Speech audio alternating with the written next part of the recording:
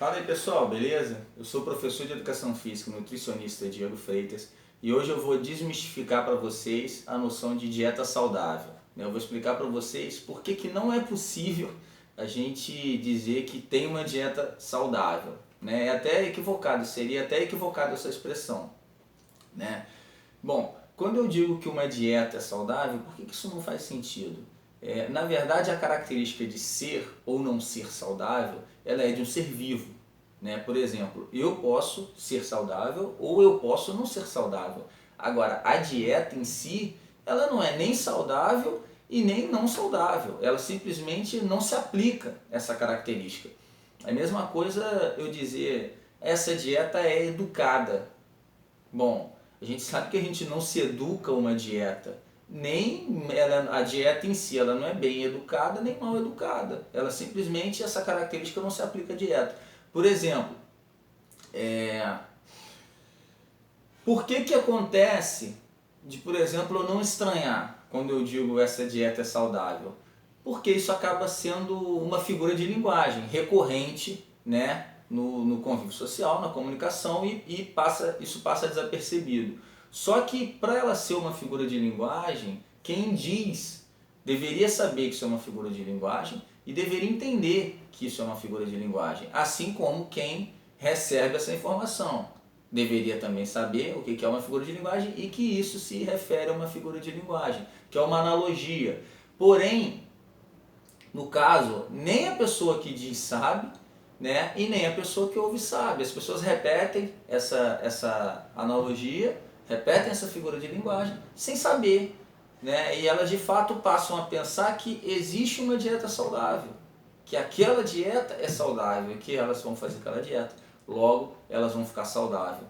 Então quer dizer, isso acaba sendo um pouco equivocado. E isso reflete um pouco a guerra. Eu tenho um vídeo anterior no canal que eu explico de onde vem a sua opinião, que tem relação com isso, de onde que você tira a sua opinião. As opiniões hoje, elas acabam sendo formadas dessa guerra de propaganda.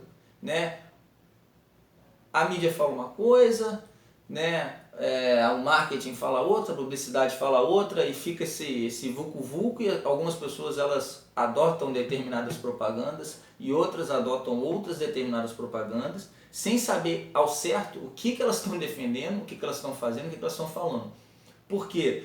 Porque a palavra, aquilo que elas dizem, elas já não têm mais a experiência dentro da realidade, o que aquilo significa. Elas não sabem ao certo o que elas estão falando. Elas simplesmente estão repetindo determinado discurso, determinadas frases, determinados clichês, determinadas propagandas mesmo, no sentido de pura e simples de propaganda. E elas adotam aquilo e simplesmente repetem, sem perceber que estão falando uma propaganda. E o que acontece? Eu chamo isso, na verdade, de uma grande torre de Babel. É como se a nossa sociedade inteira fosse uma grande torre de Babel. Por quê? As pessoas falam, discutem e discordam de coisas que elas nem mesmo sabem do que estão falando. Você vê isso em diversos outros temas, assim, aquecimento global, qualquer grande tema polêmico, assim, as pessoas têm um posicionamento bem definido, assim, a guerra no Oriente Médio, elas defendem determinadas posições que elas simplesmente não sabem o que estão falando, não sabem absolutamente nada, mas elas têm uma posição bem definida. Por quê? Porque elas buscam a aprovação do meio. Elas não querem mais. A gente vive numa sociedade relativista, onde a gente não tem valores, não tem uma ordenação dos valores, não tem princípios, então as pessoas não defendem mais aquilo que elas de fato acreditam, que elas sabem, que elas sentem a presença daquilo na realidade. Elas simplesmente defendem ideias, defendem ideias que vão ser, na verdade não são nem ideias, são propagandas que vão ser bem aceitas em dado meio. Se elas acham que essas ideias vão ser bem aceitas naquele meio, elas falam. Por exemplo, na academia é legal eu dizer que como batata doce, porque isso é um alimento valorizado naquele meio. Então uma pessoa repete aquilo naquele meio, ela passa a ser aprovada. E com a frequência que as pessoas fazem isso, elas passam a fazer sem perceber que estão fazendo. Elas perdem completamente esse link entre aquilo que elas estão dizendo e a experiência real de fato, e o sentido real das palavras que elas estão querendo colocar. Isso acaba acontecendo também com alimentos, né? Você passa a ter alimentos mágicos, né? Como eu dei o exemplo da batata doce, outros alimentos demoníacos, né? Como é o caso do glúten, que virou um alimento demoníaco, um nutriente demoníaco, né? E muitas vezes há até uma certa contradição, onde o mesmo alimento ele passa a ser endeusado e demoníaco ao mesmo tempo, né? Como é o caso, por exemplo, do ovo, da soja, do leite, da carne, do frango, que ora é endeusado, ora é endemoniado, né? Então, assim, as pessoas ficam realmente na dúvida.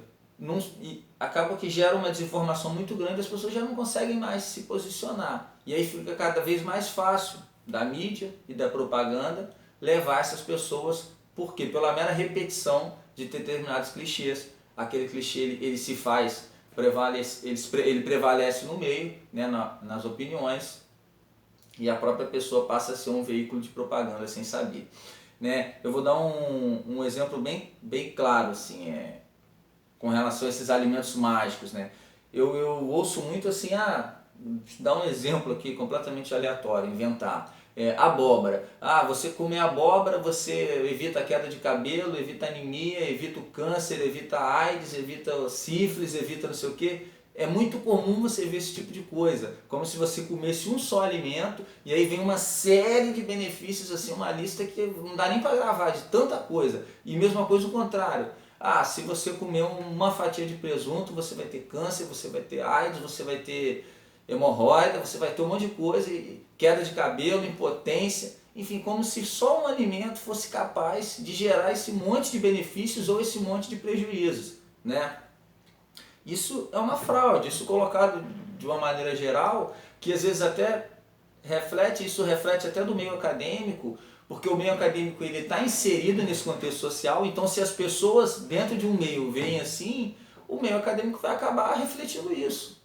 Né? O meio acadêmico não é um grupo de pessoas, um grupo de monges que vivem totalmente alheio à sociedade, né, enfim, são pessoas que convivem ali dos mesmos valores. Né? Então se você tem um meio social onde você tem uma queda intelectual muito grande, isso vai se refletir, logicamente, no meio acadêmico intelectual também. Né? Então, por exemplo, eu vou dar um exemplo com relação a esses alimentos. Se você fala assim, faz um determinado serviço, carrega, enche aquele caminhão de pedra ali que eu vou te dar uma quantia milionária. Aí a pessoa vai lá, faz o trabalho. Aí no final eu dou R$1 para essa pessoa.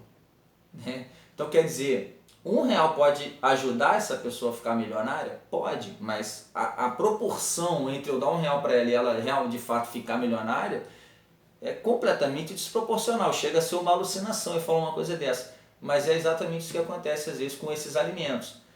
É como você desse R$1 para a pessoa ficar milionária. É como se um único alimento, dentro de um conjunto assim, de fatores quase que imensuráveis, né, como sono, estresse, atividade física, genética, enfim, hereditariedade. Você tem fatores e fatores que vão influenciar num todo, né, para você determinar se vai ser saudável, se não vai ser, né, se vai influenciar positivamente ou negativamente numa determinada doença, até porque esses fatores eles se influenciam um no outro, então há um cruzamento de influências aí.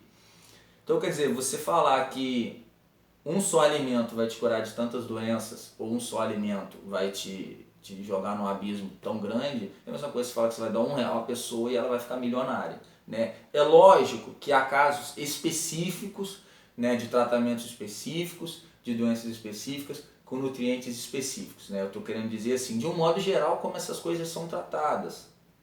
Principalmente quando se fala de uma maneira geral assim, coma banana e evite o câncer. É uma afirmação um pouco exagerada. Né? As pessoas, na verdade, elas não sabem o que estão falando. Por isso que elas falam isso. Né? E esse não saber do que está falando, ele já está impregnado no meio. Na verdade, ninguém mais sabe do que as pessoas estão falando. Né? Eu vou dar um outro exemplo, Eu até pouco tempo eu estava correndo muito, né, treinando corrida, agora até deu uma diminuída. Mas, por exemplo, muitas vezes eu treinava em jejum, uma coisa que até há pouco tempo era só ia te matar na mesma hora, né? E hoje em dia já caíram muitos mitos com relação a isso. Mas eu treinava em jejum e tal, fazia treinos longos, estava treinando bem.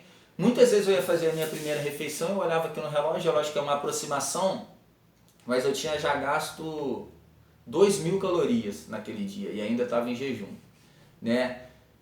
Imagina uma outra situação agora, um idoso, aposentado, fica em casa, acordou, foi ver televisão, né? E vai fazer a sua primeira refeição. Bom, será que o mesmo alimento que poderia matar fazer muito mal para esse senhor idoso, vamos botar que ele tenha resistência à insulina ou diabetes, enfim, um determinado alimento que poderia fazer muito mal para esse senhor, no meu caso, que faço atividade física, né, relativamente bem treinado, em alta intensidade, já tinha gastado ali, já estava num déficit calórico absurdo naquele dia. Será que assim, a mesma refeição ela pode ser encarada da mesma forma para essas duas pessoas, né? Então, isso exemplifica bem quando você fala que um determinado alimento é ou não saudável. O que é? Para aquele senhor comer um alimento pouco calórico, com mais fibra, não sei o que, é saudável, né? Ele não gastou quase nada. Agora, no meu caso, se eu for comer esse tipo de mesmo alimento que seria adequado para ele, para mim, depois de 2.000 calorias gastas, eu ainda vou trabalhar, ainda vou ter um dia de trabalho, né? Um dia todo pela frente. Então, quer dizer, o mesmo alimento que poderia salvar ele, poderia me matar. E o mesmo alimento que poderia me matar, poderia salvar ele. Lógico que agora sim eu estou exagerando, fazendo uma analogia, lógico que não vai matar nem salvar, né? Mas nesse sentido, o que seria bom para mim não seria bom para ele, o que seria bom para ele não seria bom para mim. Então, assim, o que eu estou querendo dizer não é que não existam alimentos que sejam muito bons em determinadas situações ou determinados nutrientes. É óbvio que existem, ou dietas que vão ser muito, muito positivas para a saúde de uma dada pessoa, né? Mas isso só vai ser caracterizado dentro de uma situação real, de um indivíduo real, e não de uma maneira clichê, como tem sido colocado atualmente na sociedade, né? Na mídia, na divulgação e muitas vezes no próprio meio acadêmico, que faz parte desse contexto social e também às vezes incentiva esses dizeres. Beleza, galera? Então essa era a mensagem de hoje aí, peço para você curtir, compartilhar e deixar sugestões aí de novos vídeos. Valeu, abraço!